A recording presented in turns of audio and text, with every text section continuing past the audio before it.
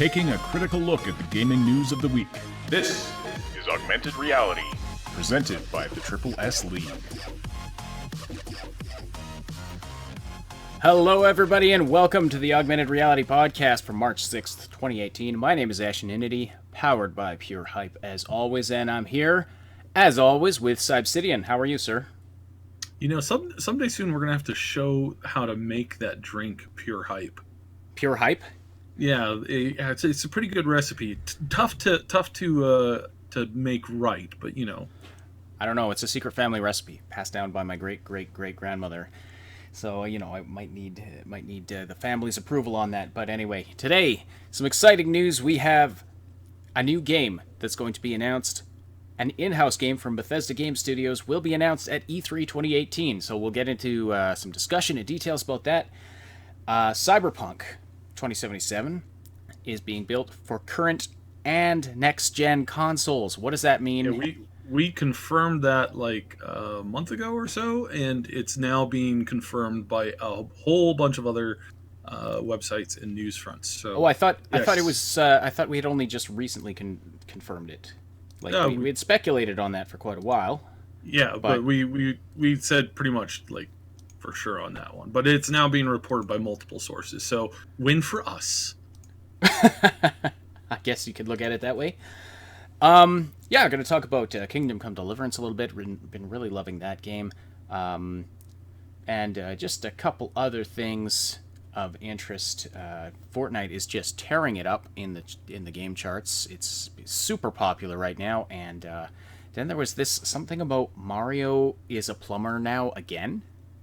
Yeah, he used to not be a plumber, and now he is. So we'll get into that. But the other hot news off the presses this morning is that Geralt from the Witcher game is going to be making an appearance in an upcoming game as Geralt. This is not the actor's obviously going to be there, but he's actually portraying Geralt in an upcoming game that will be coming out later this year. Okay, but it's actually it's Geralt, you peasant. Geralt. What did I say? Did I say Geralt? You said no. Geralt. It's Geralt. Oh, it's Geralt. It's Geralt or Geralt. Yeah. So that's exciting. I know actually. how to speak Polish. Is it Polish? I think it's a Polish name. Yeah. Oh, okay. That would make perfect sense. I guess my friend was telling me that the Witcher games are based on real Polish legends and myths and things like that. So, yes. All right. So, tons of exciting stuff to talk about today. Let's get started. But if you're listening live, please say hello in the live chat. Send us your questions and comments there as well. We'll read and respond to as many as we can throughout the podcast. Super chats and questions from sponsors are guaranteed to be read out loud on today's show, as long as they conform to basic standards of human decency, of course. And that's all for that spiel. So, hello, Ruthless Illusion, welcome. Hi, Curie, and everyone else. So, first, here's something new in the YouTube news. Live chat replays are now a thing. Yes, that's true. Now, I don't know if they stick around after you've trimmed the live chats, because I will usually go and trim the beginning and end off. Yeah, but we'll see how that. So we'll see how that works. Actually, I should check if we've got it turned on in the settings and stuff. It just gave me a heads up. So. Oh, awesome! Cool. All right, so let's talk about Geralt, since we were just on that topic. So Geralt is supposed to be making Dancing on the Ashes here. Hey guys, not going to talk much. In EDVR. E:D. What does that stand for? Sorry, Ashes. I'm not familiar with that term. I think he's in a VR game. He's in a VR game. Yes, I just don't know which one. But listening to us in VR, that's awesome. That's exciting. Hopefully we can just add to the immersion of your experience. So, Geralt is supposed to be making an appearance in another game coming up this year. So this was hinted at by the community lead at CD Projekt Red, Marcin Momot. Yeah, he posted it a few hours ago and said, "What if Geralt was going to step out of the Witcher game for the very first time to make an appearance in one of the upcoming games later this year?" Huh. Okay. So now this is causing all kinds of crazy speculation, and from my first initial reaction, as soon as I heard this, I was like, "Oh, he's going to be in Soul Calibur 6. That's awesome." And then I thought about it a little bit more, and I went, "Yeah, he's definitely going to be in Soul Calibur 6. That's really awesome." So that's where I am standing. It sounded like you were changing your mind there, but no. I thought about it a little more and realized I was absolutely right before. Yeah. Okay. So the reason for this being is that they haven't announced the PC guest for Soul Calibur yet, and there's nobody who would really make the cut. So I mean, they always do this when they release to Xbox. They have a bonus character, and when they release to PC in the past, they've had a bonus character. So I'm curious to see what's going to be what. But it makes a lot of sense. I mean, it's a game that perfectly fits it. It's the studio really does like working with other studios when they do this kind of stuff.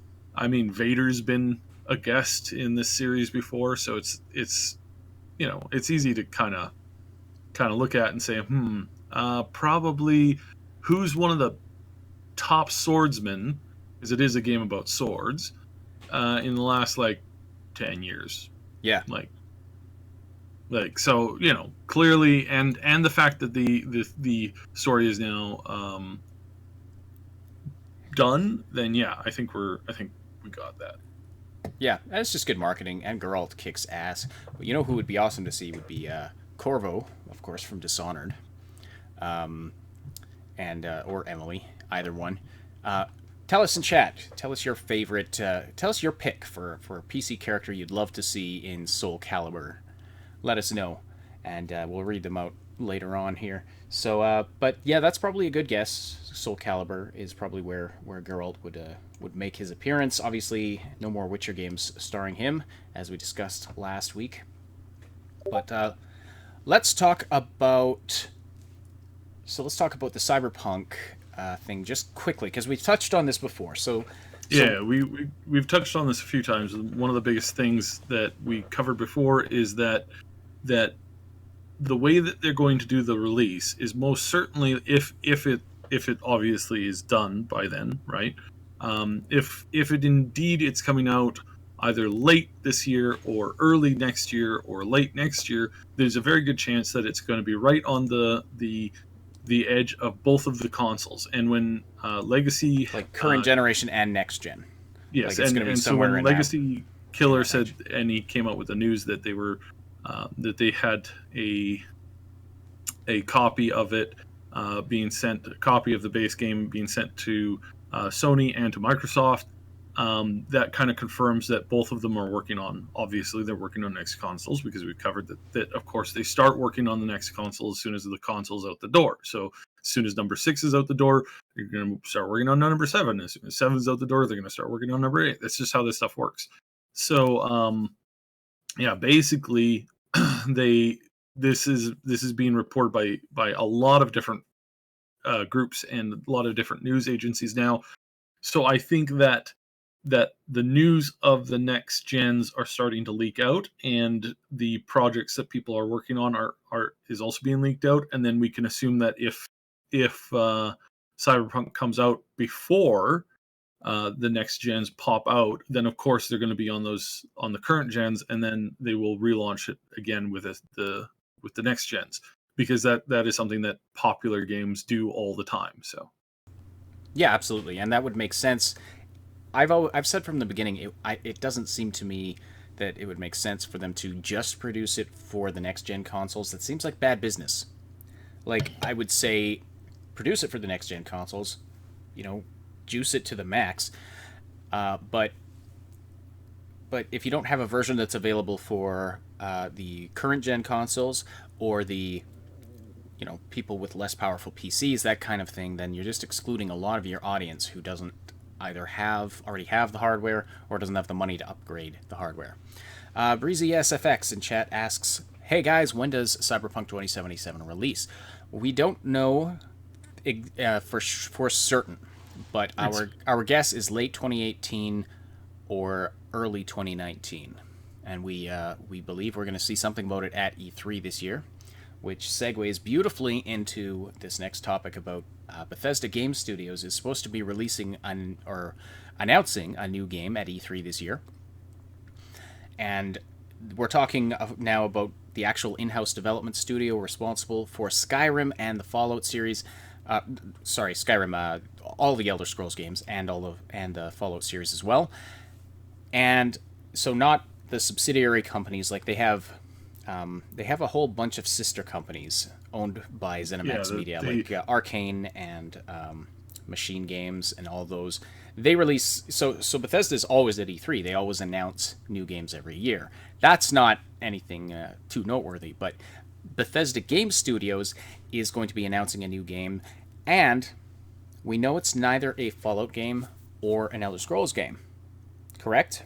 That was confirmed. Was confirmed a while back.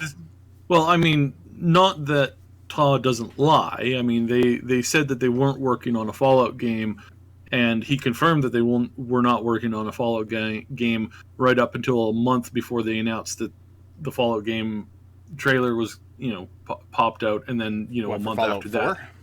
Yeah, then really? A month after that, then they announced the game coming out in the fall. So, yeah, Bethesda is not above lying to their audience when it comes to what they're working on, because again, it's like, now why would they do that? We don't want you to know what we're working on until it's ready to show, because So again, we have to assume that they're not lying and that they're being honest when they say that they're working on 2 new titles, possibly 3, before they release the next. And the next thing that'll be coming out for their big AAA main release is definitely going to be the Fallout. Is not going to be the Fallout game. It's going to be the Elder Scrolls 6. I was trying to remember which number that's. Yeah, so it's Elder Scrolls 6 that would be coming out. So just to clarify, so you're saying the next of their current IPs. The next game will be an Elder Scrolls game before they do another Fallout game, but this game that we're in. That's the way that they have been running their studio for a while now. That's the way that they did Elder Scrolls, then they did Fallout, then they did Elder Scrolls, then they did Fallout, and now they're doing something else. They say, and this is they say it's a brand new IP, and Ruthless is alluding to this in the chat. We know they've been working on a little project.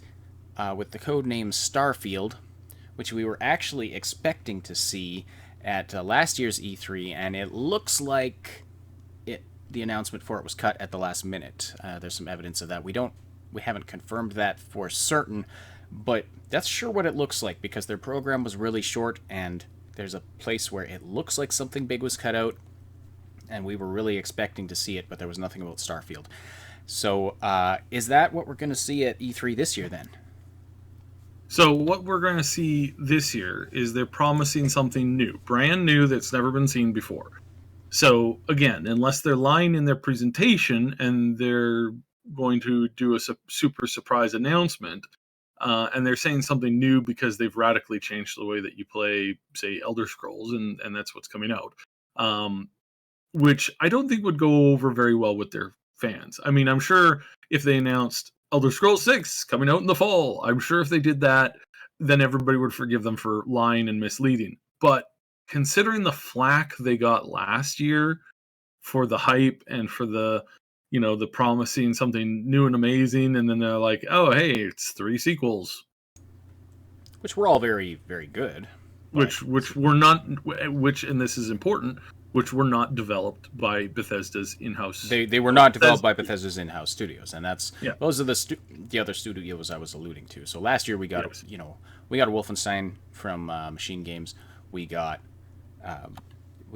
Evil Within 2. I can't remember the developer for that one. And then there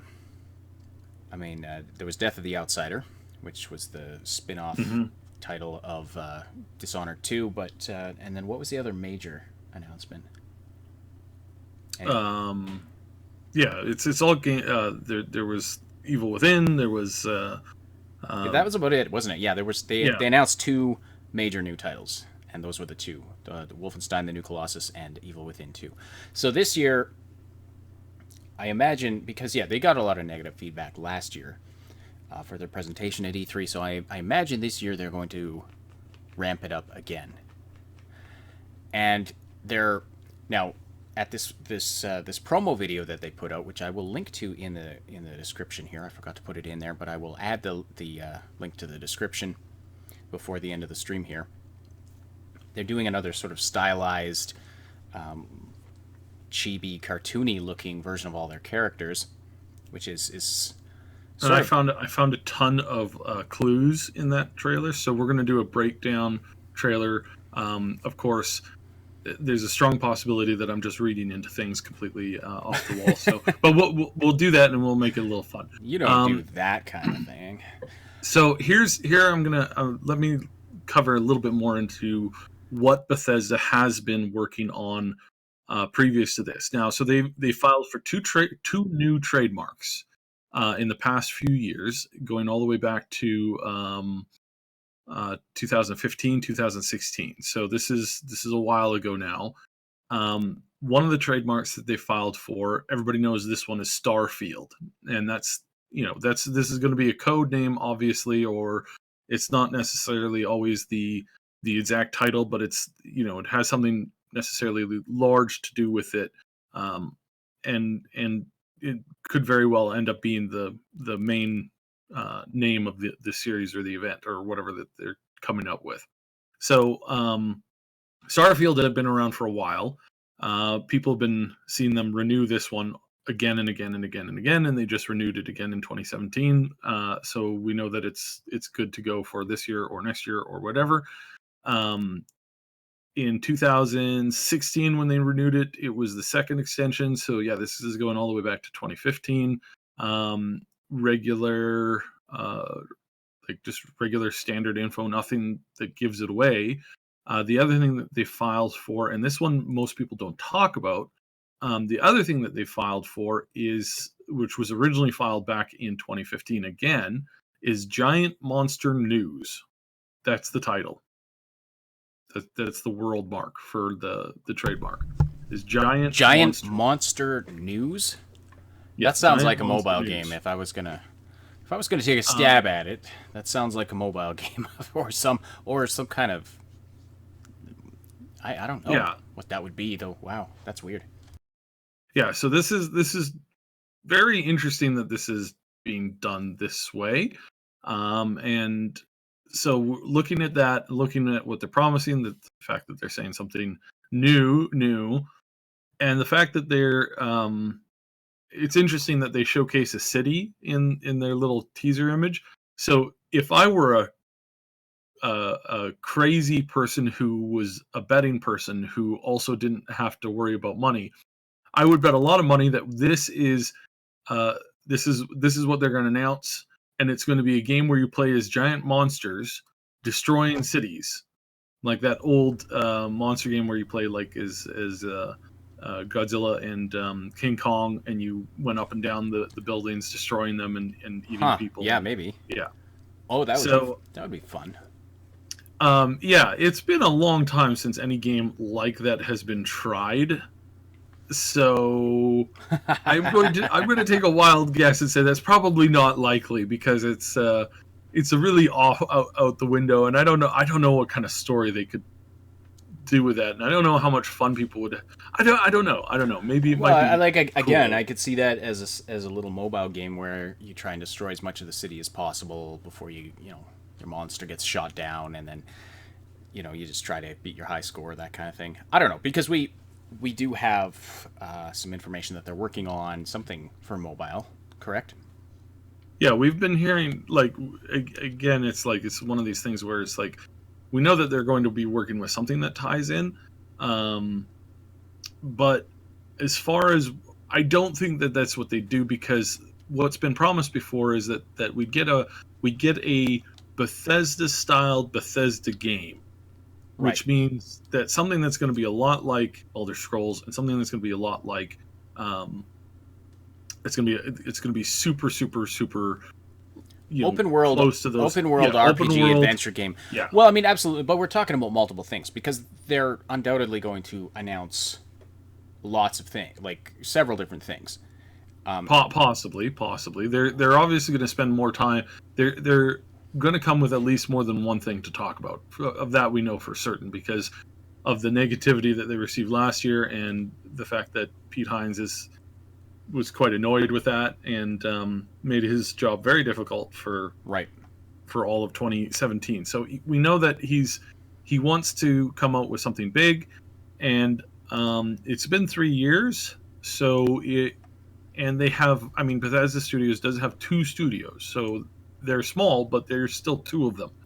So if they've been working on one of these ideas since like 2014 or 2013 even, as the early concept period, and then progressing into an alpha, and then progressing up from there, then I can imagine for sure that whoever wasn't working on Fallout 4 after having worked on Skyrim is going to be working on something to do with one of these new titles. And this has been a long time now. This has been such a long time that we were actually expecting something last year. Yep. And which everybody was upset with that it didn't put it out. And now there is, again, in this one, just like there was last year, there's a Starfield in the back of this picture.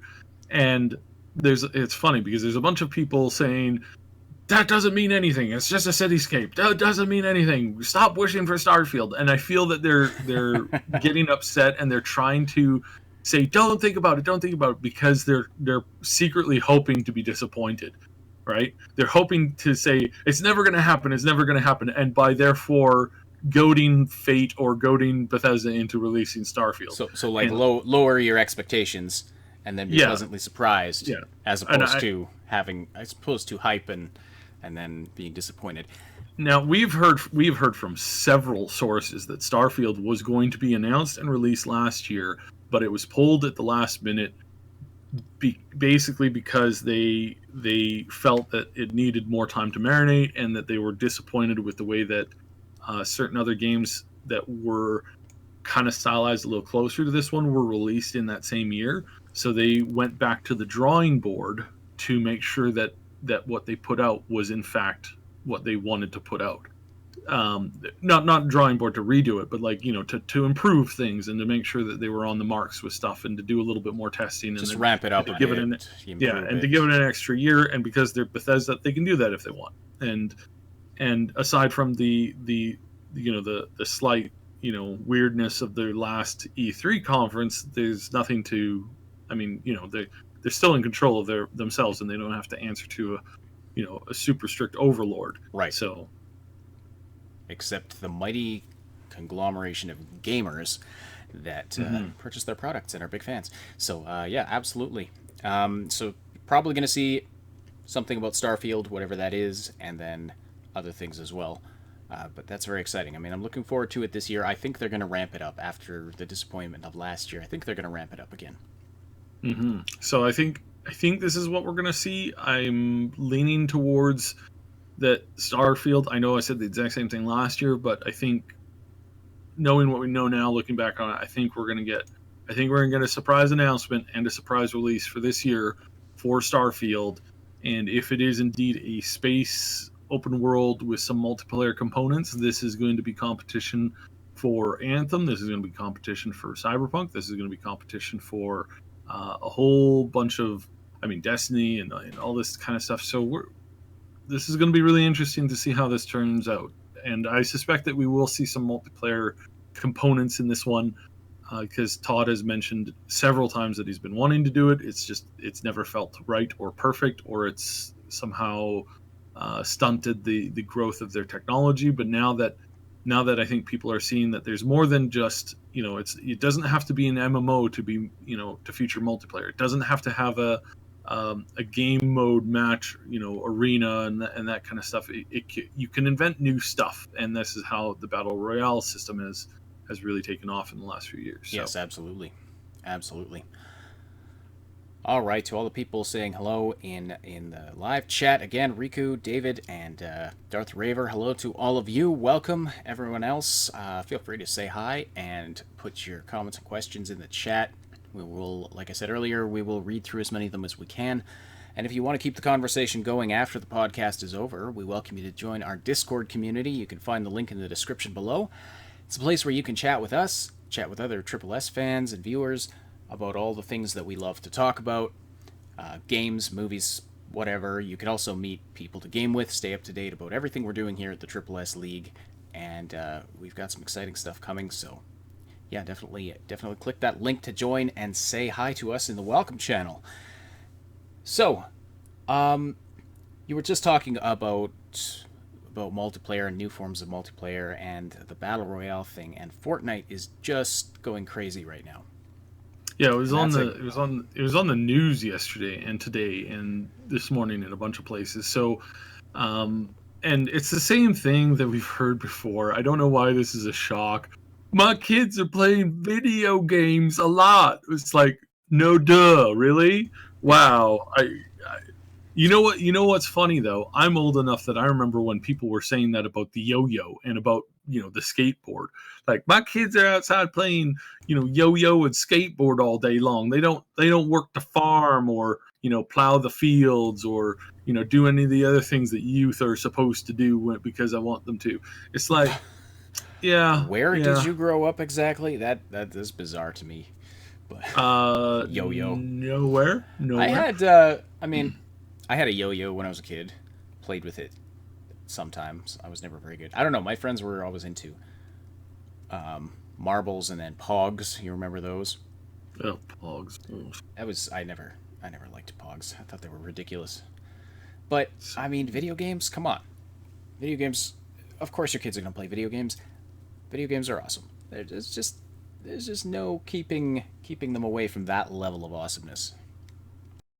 Yeah, so I mean, it's kind of like it's kind of normal and standardized thing that every generation seems to do and focus on, and so it's funny, but it is cool to see that Fortnite's been tearing it up, and we're happy. We're Fortnite. We've played Fortnite a fair bit. We don't stream or play a lot of the battle royale match type because I take it a little too seriously and it's not as fun for you. So, but we have a streamer who's going to be doing a lot more of that kind of stuff, and we will hop into a few of those games for sure. So, yeah, keep your eye on that. It's going to be super cool and awesome.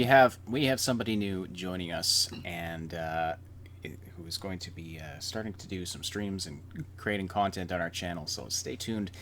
She's somebody who is, I think, going to be a fantastic addition to our channel. And if you hang out in our live streams a lot and on the Discord, you may have already met her. You never know. Lee in the chat saying, I recall getting told I get that I play way too much Alex the Kid on the Master System back in the day. Alex the Kid. I don't even know. Sonic was twice as bad. Yeah, I remember Sonic. I loved Sonic as a kid. I loved that game, and of course we never had a console, so I would play the crap out of it every chance that I got. So yeah. D.D. Meltzer says, makes sense to use Geralt in a game without a heavy story. Absolutely, yes. Because it would just be, it's immersion breaking, right? Obviously, when you have a game like Soul Calibur or like Smash Brothers, that kind of thing, you're pulling characters out from various games and throwing them together to all fight each other. Obviously, it's an immersion breaking thing. It's like, this is obviously a game. Hey, it's all your favorite game characters fighting each other. Not supposed to be taken seriously. Mm-hmm. So absolutely, it's not going to be like, Geralt shows up in Fallout or something ridiculous like that. Like that's not gonna happen. But yeah, absolutely, a game without a heavy story. That's the only way that would work, I would think. And as far as games without a heavy story, there's only a handful of them that are out this year, that are coming out this year, that haven't yet come out this year, that he could technically fit into and also not create a licensing nightmare. And so that's why I think 100% that it's definitely going to be the Soul Calibur game. But I do want to hit quickly on this as far as Cyberpunk news goes. This is something I've said time and time and again. I think I've repeated it now probably once every 2 or 3 weeks, like clockwork. As far back as I think November. If I'm right, and I'm hoping that I am in this, we will start to see some more Cyberpunk news and official information coming out. I said that we were going to get a small tease early in the year, which we got, and then that would be followed up with some news and some lore and some other stuff starting to come out, probably as early as late March or definitely before May. So between March, April, May, keep your eye open. There's probably going to be something official coming down from the CDPR, and like I said, I've been saying this for months now. So if I'm right, and I love being proved right, then we're going to see something pretty cool. I have no idea what, but standard operating procedures suggest that if they're going to kick it into high gear for advertising, that they would do that in and around the April-May period, possibly March. So, and that's just the way that advertising works. So we'll see how that goes, and I'm really excited to see that. This is going to be an amazing month for the next 60 days. The next 90 days for this build up coming up to E3 is literally going to make me lose sleep. It's great. I love this. So prepare your bowels. Yeah, that too. for the ocean of hype. All right. By the way, tell us what game did you play way too much as a kid that you would that you'd stay up late or get in trouble for playing because you just couldn't put it down? Tell us about that in the live chat. Lee asks, what's the rumor with it coming for this gen or next gen or both? The answer is both, and that's pretty much been confirmed now. Current gen and next gen consoles. Yeah, we kind of suspected this for a while. I mean, it's if you have a game that comes out for the Xbox and the PlayStation at the end of their cycle, and you release it, say, a year to maybe a year and a half before the new consoles drop, if you're a AAA studio and if the game was highly popular, in almost every time this happens, they usually release a version that's remastered or an HD version for the next console generation. It's not every single time, but it's really, really common.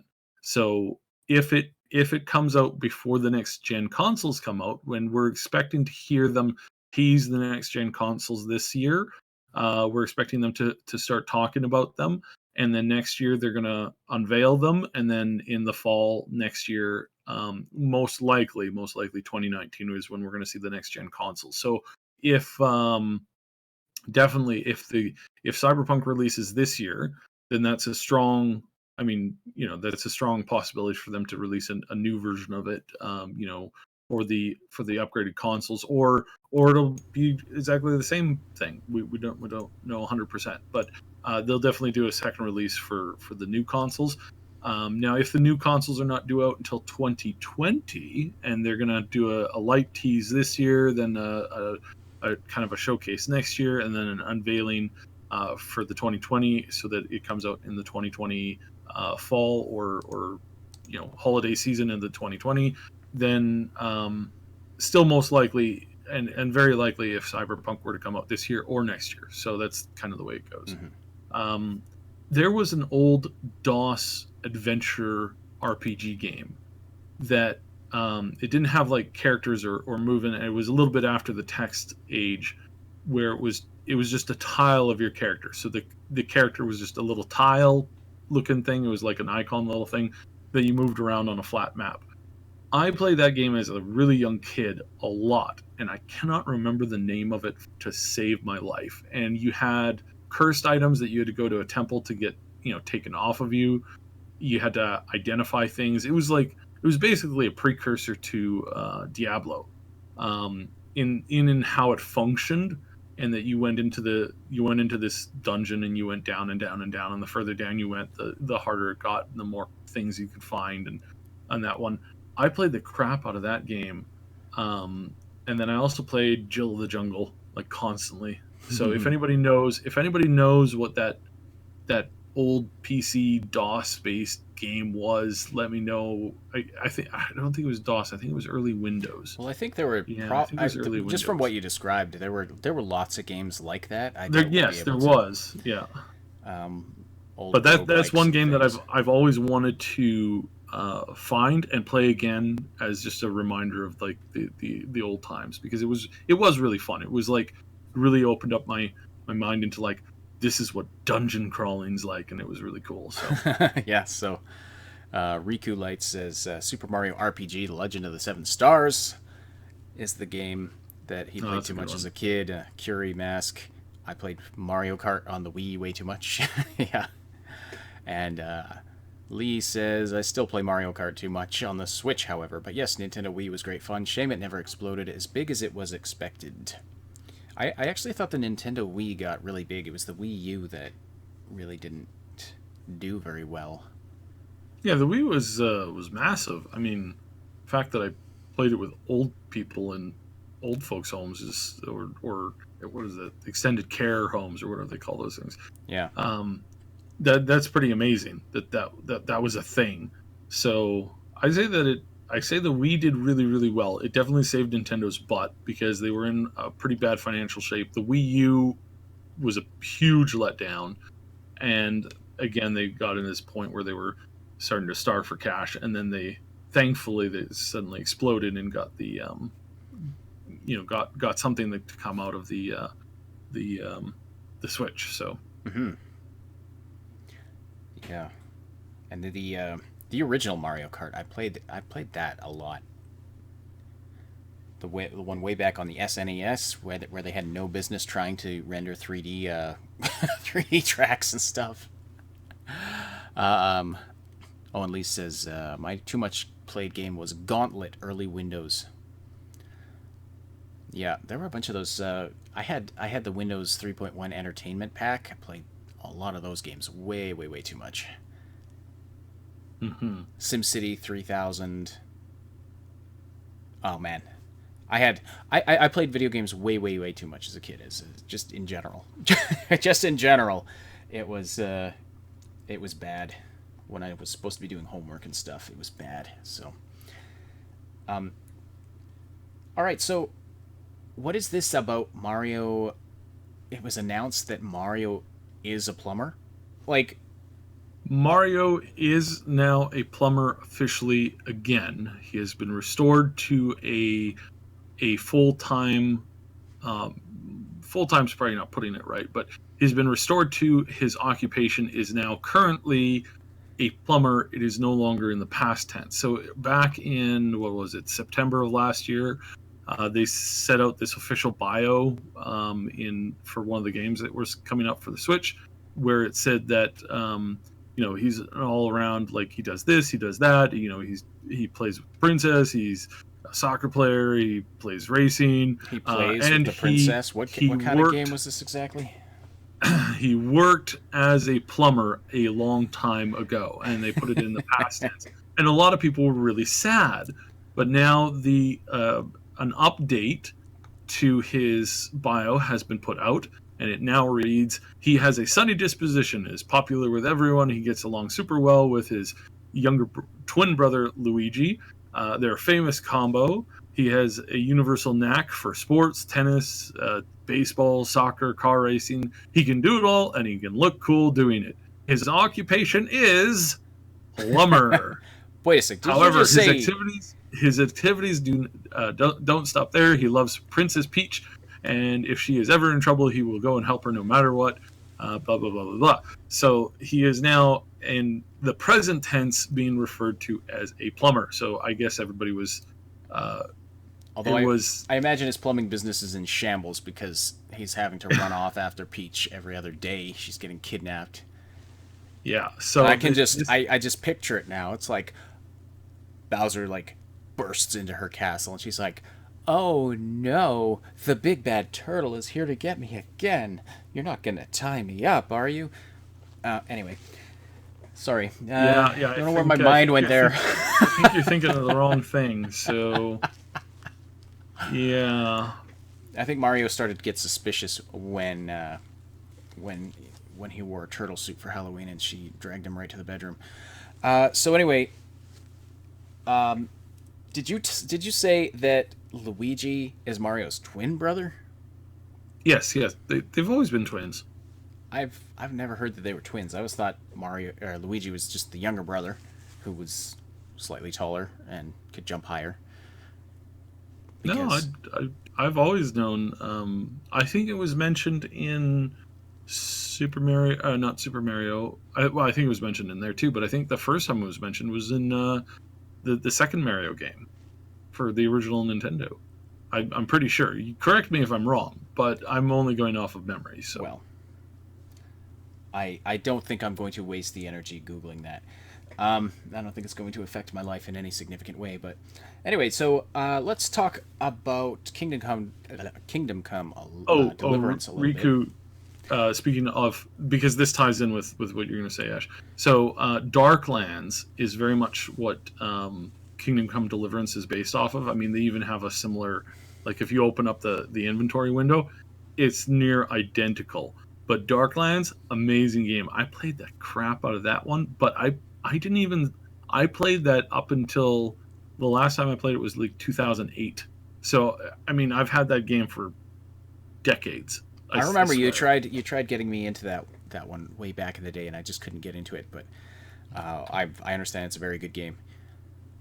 However, the game that you were thinking about, the Tower of Duraga, is not the one that I played on. Well, he also suggested here Times of Lore or maybe Rogue.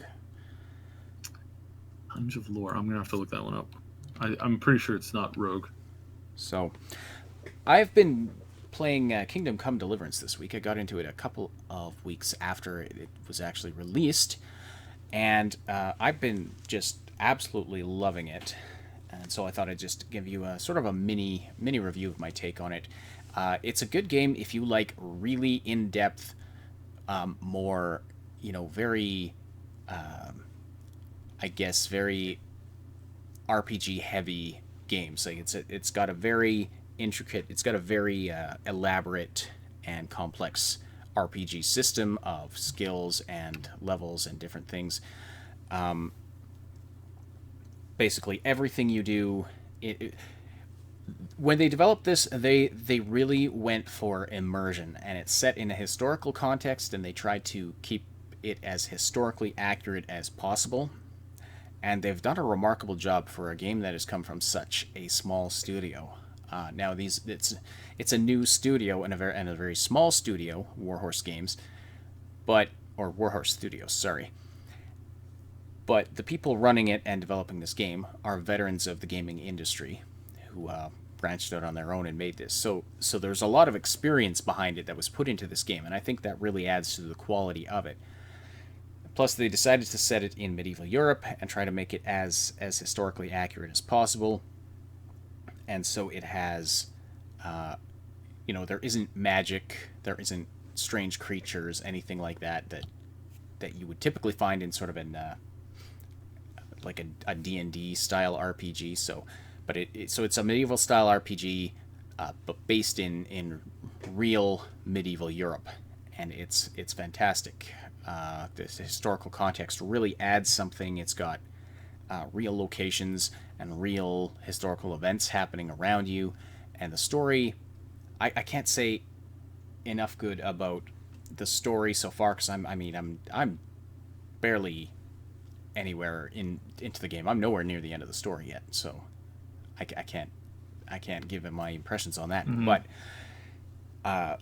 but the writing, the acting, and just the overall setting and atmosphere is fantastic. I can't say enough about it. It's I would say not a game for a casual RPG player. It's not. It's difficult when you're first getting into it. Like, you literally start as a nobody blacksmith's son, and you have no skills. Like, you just have nothing. You get a very basic sword fighting lesson from somebody near the beginning, but there's a part where you're being chased by trained guards near the a little while in, and you are useless against them. You try and fight them, it's just you are dog food immediately. Like, they just hand you your ass on a silver platter, and force you to eat it with a knife and fork. That's kind of the skill differential there. But then you come across rogues and brigands who are not skilled not skilled elite fighters, and you can handle them a lot easier. So it's the kind of game where literally every choice you make, everything you do, either affects your character or affects the story in some way. The more you talk to people, the better your speech skill gets. The more you fight, even if you lose a fight, just having been in that fight, your fighting skills go up, your strength goes up, your endurance kind of goes up by a few points, and that kind of thing. And I really like this. I really like that, as you level up, there are perks you can pick, but for the most part, your skill tree evolves organically based on how you play. And I really like that.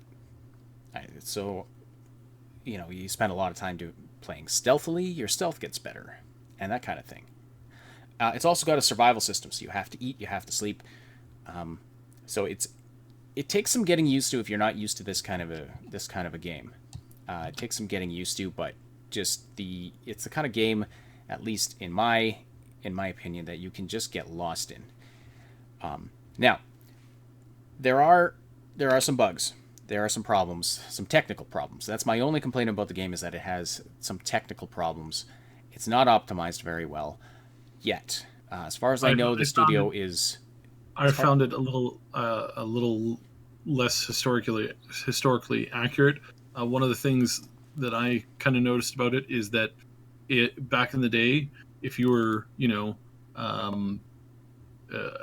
blacksmith's son at that age, you'd be closer to like 14 than what they show kind of as the guy is more like, it's probably like in his early 20s, like 21 or something like that. Or yeah, because he's like, it's I'm like, huh. I'm not following you. Younger than that.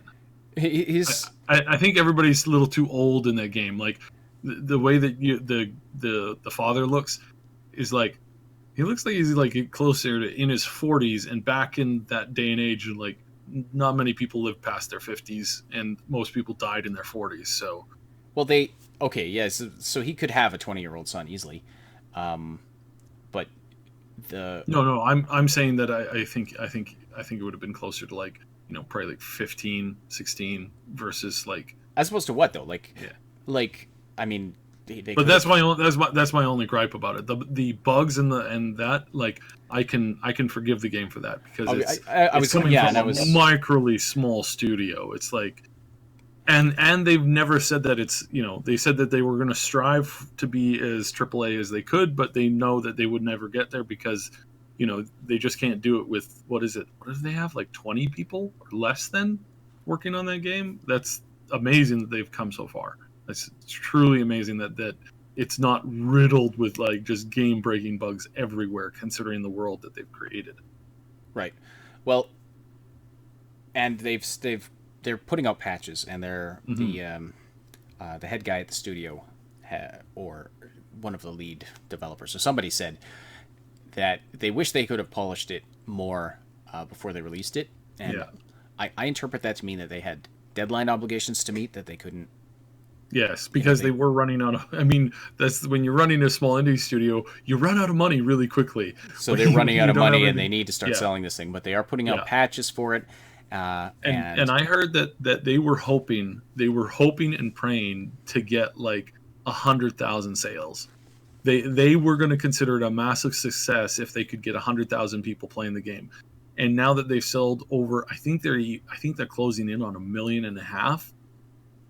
Like this close after release, like, oh my goodness, I'm sure that they're on cloud nine right now. Like these guys have, I mean, they have funded their, as long as they're good with their money and as long as they don't do anything too stupid, they funded the next 4 years to maybe even 5 years at, you know, double or triple their current studio size for sure. And so that is just so awesome to see, and I'm so happy for them, because these are the types of studios that you need to shake up the industry, and it's good to get this kind of like new blood in it and have these, you know, runaway successes and have them do so well on a title, and again, for them to be humble too, because they've been really humble. They've been pretty quiet about it. They haven't been like that game No Man's Sky. Oh, there was some news. So in news today about No Man's Sky, or earlier this week, the fans of No Man's Sky. Wait, the game still has fans? In other news, No Man's Sky has fans. I really love hitting on that game. I really do love trashing that. But anyways, sorry. So anyway, in partial answer to Ruthless Illusion, give us a question here. With so many games out, what game do you guys recommend or keep going back to, and why? If you like a real RPG heavy game, I can definitely recommend Kingdom Come Deliverance. And if you want to see what the game is about, I've just finished. I did 2 live streams of it. You can watch about the first 3 hours of the game here on the channel. The first hour is up, and then the one I did this morning will be coming out later today in the archives. But as far as games I keep going back to, Dishonored 2 and also Death of the Outsider. Absolutely love that. And what else? What else have I been going back to lately? If you like platformers, I can absolutely recommend Celeste. It is a fantastically built indie platformer from the makers of Towerfall. And we got a ton of videos on that as well. But it's one of the best platformers I've ever played. And this is, and you know, Cuphead just came out, and that's one of my favorite platformers. So like, there's just, I recommend Cuphead if you really like a good challenge in a game, and a boss rush. Cuphead, absolutely, can recommend that one. And then if you just like straight up platforming, like making your way through a level, you know, with jumping, dashing, wall climbing, that kind of thing, avoiding obstacles, getting through a screen onto another screen, kind of a thing that's a really good challenge. Celeste is definitely for you. Absolutely love that one. And then like Dishonored 2, I mentioned already. Fallout 4, I don't know. What about you, Si? What are games that you keep going back to? I know that Skyrim's on your list. Yeah, Skyrim's always on the list. And it's because the mods in that game are amazing. So I'm a big fan of 4X games. I've been doing a handful of streams. They're really boring to watch, especially while I play them. I play 4X games. I slow down the progress of the game as slow as I can get it, so that I can micromanage absolutely everything, and then from there I can build up and I do like, you know, winning games. So when I try and play them faster, usually I end up screwing up because I'm not used to the much faster pace. So but right now I can't recommend enough that if you're into like really good RPGs, and we've been wanting, and I have a bunch of videos that I've been setting on to do for this, but Divinity Original Sin 2 is amazing. I have been waiting for their announcement for their expansion, but I'm thinking it's going to be a lot longer than I thought it was going to be. So I'm probably going to do those videos sooner rather than later. So, but yeah, that's like, if you're into good RPGs that's a little bit on the old school, and then they can also really set off just a really good vibe and really good feel. Yeah, can't recommend that enough. And it's got some mod support, and yeah, other than that, there's been a bunch that I've been looking forward to. I'm really looking forward to the new Soul Calibur, and they are releasing it straight to the PC, no delay, I think. So don't quote me on that. But I think there's no delay. I think they're all coming out to Xbox, PlayStation, and PC at the same time, and I'm so happy with that because I cannot wait to play that game. The other game that it's been on my list to play for a while is I do like the occasional MMO that I like to putz around in. I used to be huge back in the day in WoW. I've got tons of WoW stories that are old and will definitely date me. But Bless is looking like it might be interesting. They failed twice, so this is their third and final chance. So hopefully they nail it. And looking forward to that one. I know a couple of the developers that have been behind Bless, and I really like the style and the look and the feel that they're going for. And I'm hoping that they can pull it off, and that it won't be an Arcade in a Black Desert, similar failure. Like, yeah, it's great for like 2 months, but then the servers are pretty much non-extinct after like non-existent afterwards, and that's really sad. But I used to be a huge MMO gamer, and I still would like to be one, but there are no real good MMOs out there right now that are like filled with tons and tons of people. Like there are some good ones out there that are filled by a very small amount of people, but that's not the same as a good game that's filled with millions of players. Well, all you have to do, Saib, is open a museum and then set up a vanilla WoW server as soon as those laws change that we talked about a couple weeks ago. We have the Mad Queen in the chat with us. Everybody bow and genuflect.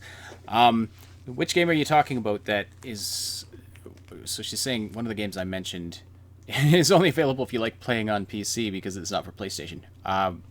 Which one are you talking about? I thought everything that I had mentioned there was on consoles as well.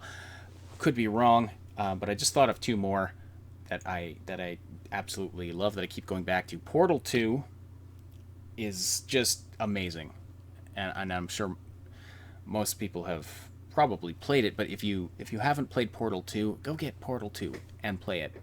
It's just it's an amazing 3D puzzle game, but the characters and the story, just the atmosphere of the game is just so great. And then the other one I was going to mention was Deus Ex. The original Deus Ex is a game that I still go back and play every now and then because it's amazing. And it's a cyberpunk style game, so it really...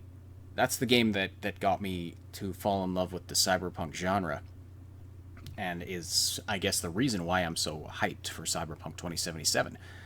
So I can absolutely recommend that one. The original Deus Ex, and the sequels were meh, alright, not great, but if you're going to play one Deus Ex game, play the original. That's what I'll say. Yeah, it's interesting to see what kind of like old games really affect your tastes and styles for games, and it's pretty cool.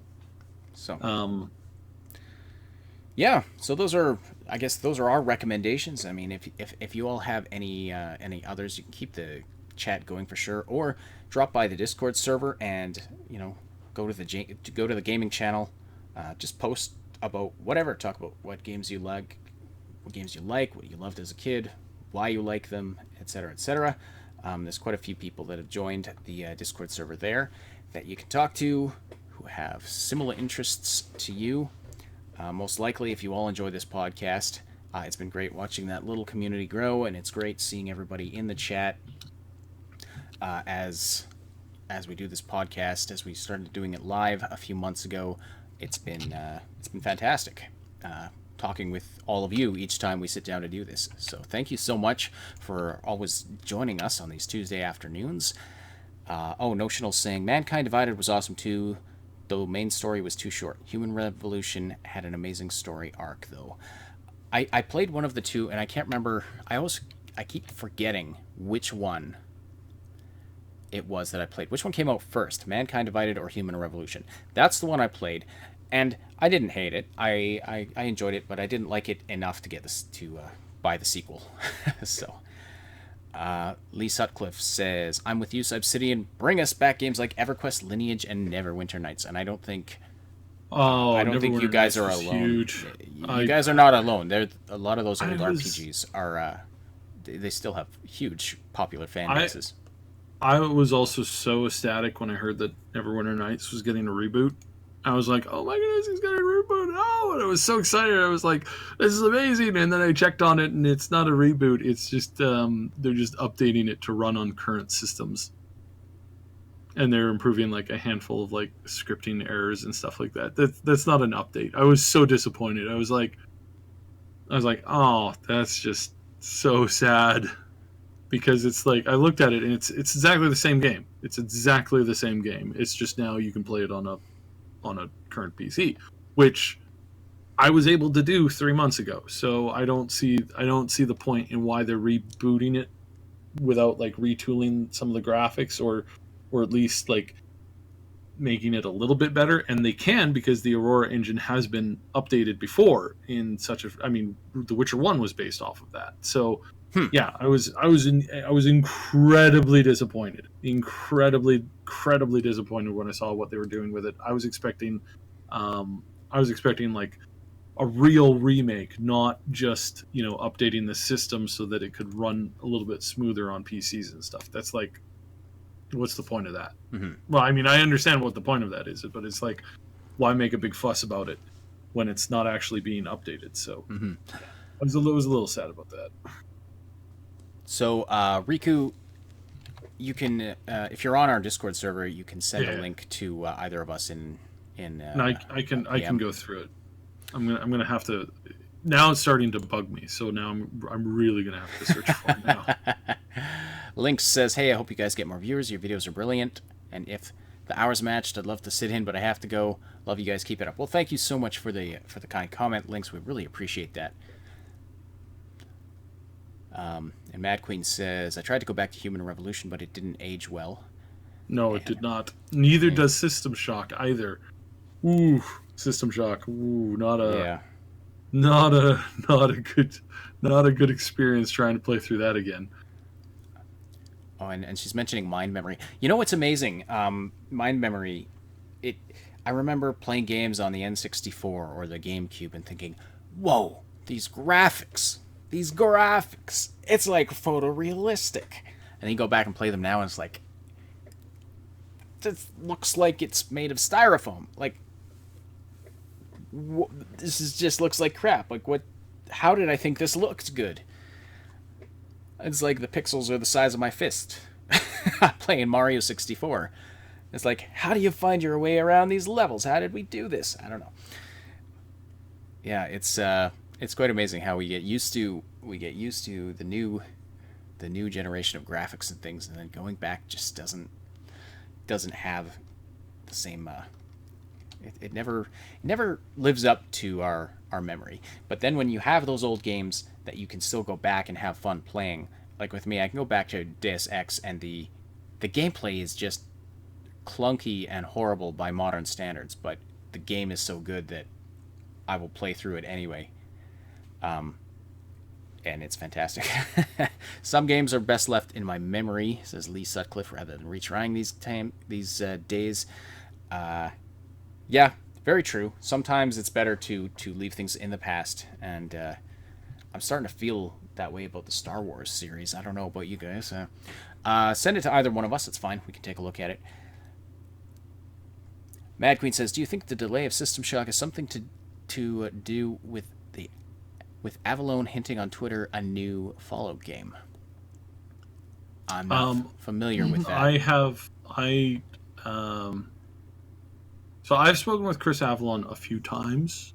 I think this is who we're talking about, right? Anyways, I have heard, this is not the first time I've heard them working on, so that somebody's working on a new Fallout game.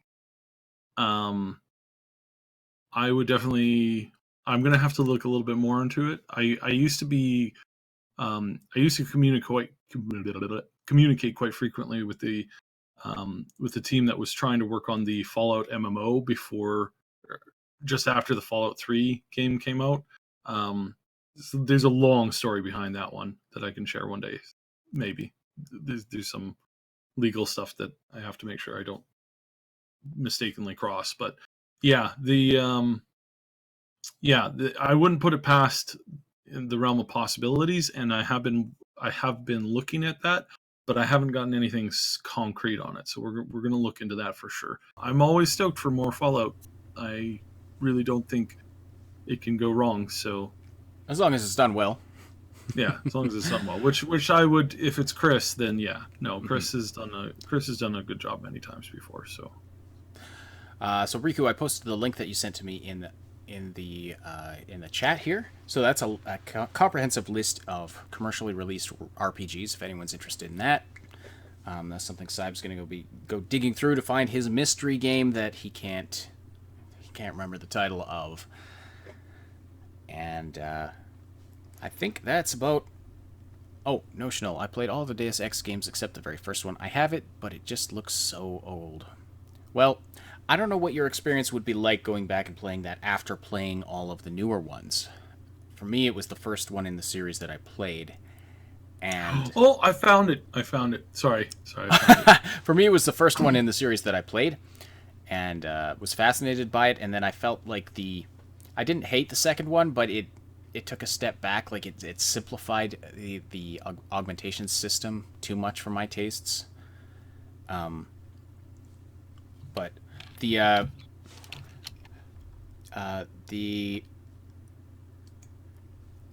gameplay is dated, but the atmosphere of it is I absolutely still love it. Castle of the Winds. Okay.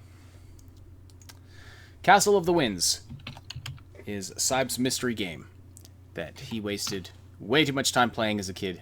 Yes, so, yes. There we go. Thank you for thank you for helping. It was actually Riku. You did help. You reminded me of something that I used to search it up, and I finally found it. So, it's called Castle of the Winds.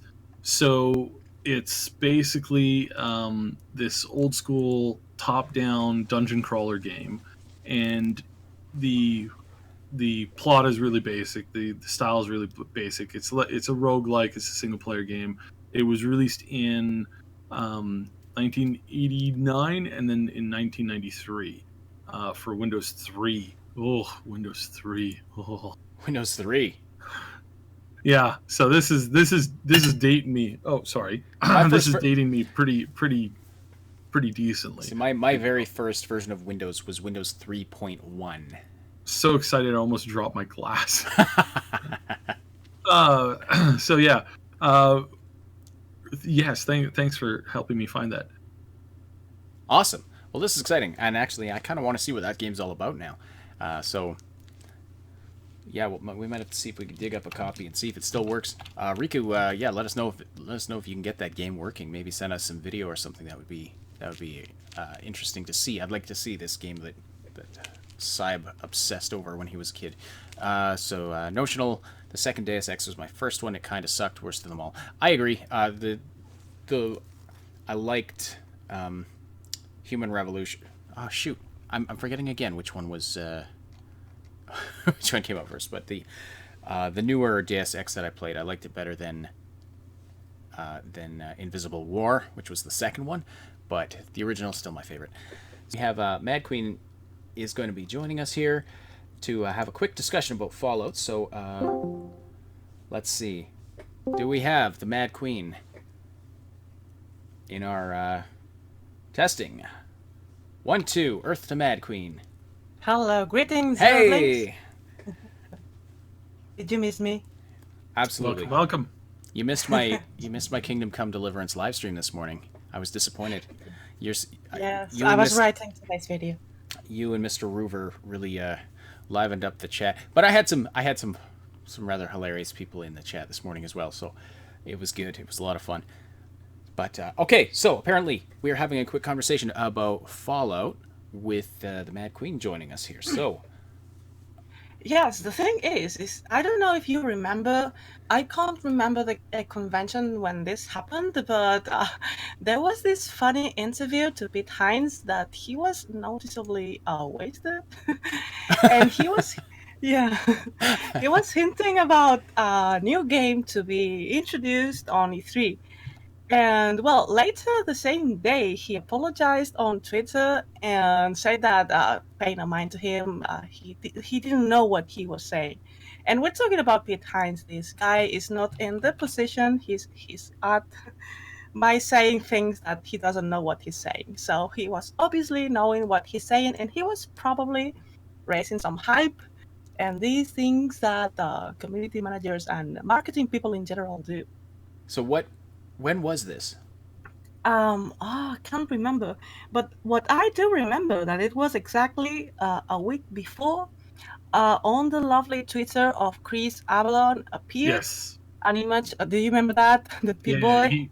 He put out, so Chris Avalon tweeted out an image of the Fallout Boy with 3 new images that had never been seen to my knowledge beforehand. And it was, I actually link the image in chat. I will link the image in chat, and then we can probably pop that into the description down the road.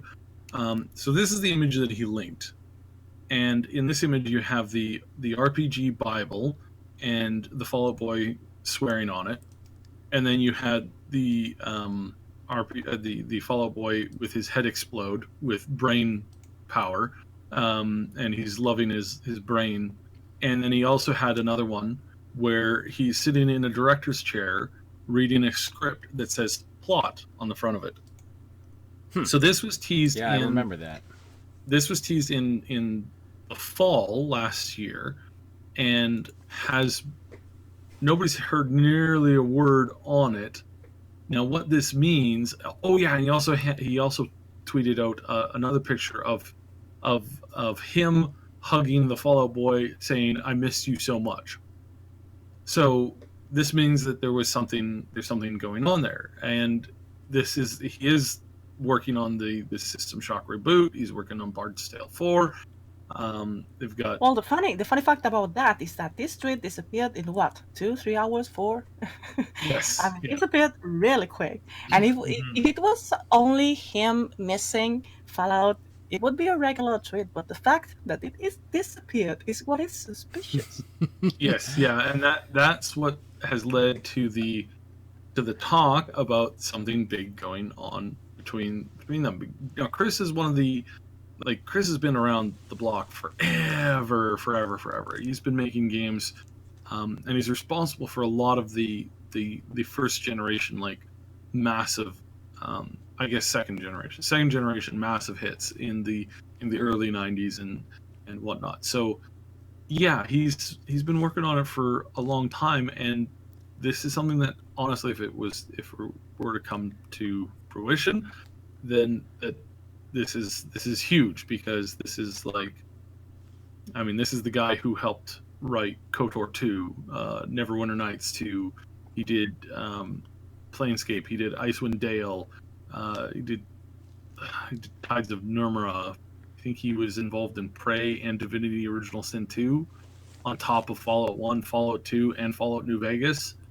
I mean, his resume alone is immense and massive. And on top of the fact that he's so prolific. So yeah, it's I think 5 of my top 10 games are on that list. So so yeah, this is hinting towards that, and I know that he's been very busy working on a bunch of this other stuff. So this could definitely... There's one thing that you are forgetting, and we all forgot about this because this news was from a year ago, more or less. That the same source that leaked Red Dead Redemption 2 and Last of Us 2 also leaked the possibility of Fallout New Vegas 2.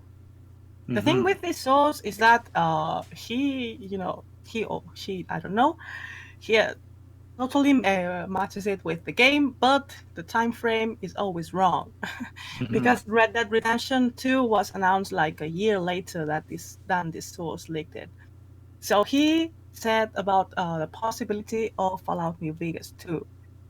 And well, I also linked to the fact that Chris Avalon was supposed to be working on System Shock, that is completely disappeared, and the people who backed him up on Kickstarter are a bit pissed, which I don't understand. So the man is disappeared. Where? It's a mystery. Is there a wiki we can use to find that? Find the missing game developer. Well, That's I very hope we interesting. find it only three. Only three. Sorry for referring to you. Yes. All right. Interesting. So possibly a new Fallout game. And I wonder, like, so this stuff came out in the fall. These little teases that you were talking about and disappearing tweets came out in the fall, and so that was after last E3. So I wonder if that connects to upcoming E3 and things we might see there. Well, this is why I've been saying for a while now that I do expect that we will see another Fallout something before we see Fallout 5. And I've been saying this for a while that I think that there's something that somebody's going to work on for something, and it makes sense because it is a very, very popular series, and that they can do these mini games and put them out and get something. So yeah, it's a big question as to what, but and how. But I think there's a good chance that we can see it. So yeah. Let's see if Bethesda's wait was actually wasted. And we have a Fallout New Vegas 2 on E3, which would be wonderful. And I just checked, and the news of the Fallout New Vegas 2 came out 9 months ago. 10 months ago. Yes, and I remember we talked about that on the podcast. I don't remember the details of it, but I do remember making a thumbnail for it. So. Well, you remember something, which is not much. I was going to mention that just before you mentioned it. I was going to say, wasn't there like a leak about a possible New Vegas 2? Yeah, people went crazy for a little and then completely forgot about that. Then there was this behind interview, and some part of the community was like, remember that leak? And then a week after, Chris Avalon tweeted that, and the people kept saying, remember that leak? So yes, and then all this stuff disappeared, and Bethesda instituted new rules about showing up drunk for work. So don't drink and tweet. Yeah. Well, guys, I'm going to leave you here because I need to finish today's video. That I was supposed to upload it at 11 p.m. as usual, but I'm going to be a little late. Okay. What are you working on? I just what's I your have video an about this anti-news video for Cyberpunk 2077. An anti-news video? Yes. Huh. I want to ask what that is, but I guess we'll just Spoiler. wait and see. Anti-news video. All right. Interesting. All right. Well, thank you for hopping in for the last part of this podcast here, and Thank you for having me. reminding us of those things. Yes, you're welcome. Always great to talk to you. Thanks. And thank you also to everyone who's been watching live and talking in chat. Thank you, everybody, for supporting this show, for the great conversations that take place in the chat. We love seeing that. Don't forget to like and sub if you appreciate this weekly content. If you're listening to this after the fact on SoundCloud, we thank you for your follows and likes. If you're listening to this on iTunes, thank you for subscribing and reviewing the show. And hey, feel free to join us on Tuesdays at 12 p.m. Pacific Time, 3 p.m. Eastern Time for the live show on our YouTube channel where you can interact with us and other listeners, become a part of the discussion. The Augmented Reality Podcast is a presentation of the Triple S League. Check out our YouTube channel for game guides, reviews, comedy, music videos, news updates, and tons more quality gaming content. My name is Asheninity. On behalf of Cybsidian, thank you so much for watching and listening, and we will talk to you next week. Goodbye, everybody.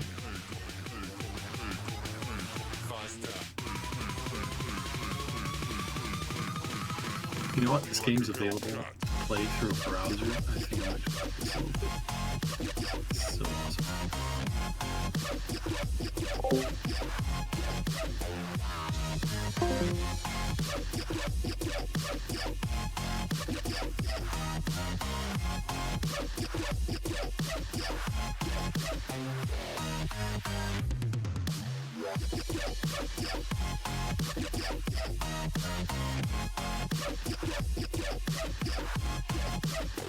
Like a Hellcat.